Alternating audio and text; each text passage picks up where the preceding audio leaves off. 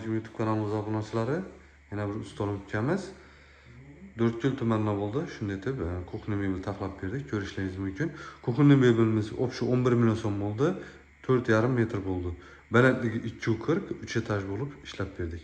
Ko'rishingiz mumkin. Balandchi qismi kapuchino akrillardan, eng yaxshi akrillardan qo'yib berdik. Kapuchino svetda, o'rta qismi kashmir svetda shunday deb chiqdi.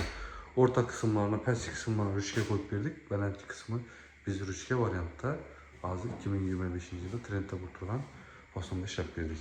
Stollari Eronning stollari bo'ldi. Eng yaxshi stollari, Indef stollari, moykalari full moykalardan, ko'p funksiyali moykalardan qo'yib berdik. Pastki qismini ko'rishingiz mumkin. Bonus sifatida musor idishlarini qo'yib berdik. Mexanizmlari vakuumli bo'ladi. Eng yaxshi mexanizmlardan qo'yib beramiz. 100% puka plastik bo'ladi. Ishlanimi bilan birga ko'rishingiz mumkin. İki tomonlar ham cho't yo'lib chiqqan, hech endi uchgan, ko'p chiqqan yillari yo'q.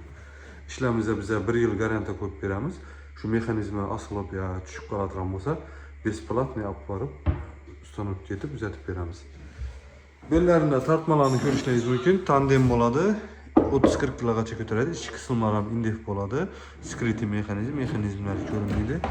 Bellarida gazonlarini, bellarni bitishlarini bilib tahlab berdik. Ko'rishingiz mumkin, bellar ham cho't yo'lib keldi.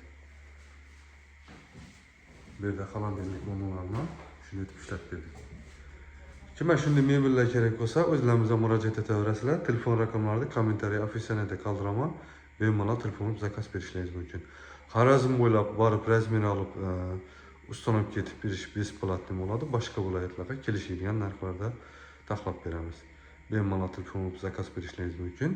Kanalga obuna bo'lib qo'ysanglar, keyingi videolarda o'tib beramiz. Shu videoni shu arzon, sifatli mebel qarab bergan tanishlaringizga jo'natib qo'ysanglar, minnatdor bo'lar edik. Rahmat.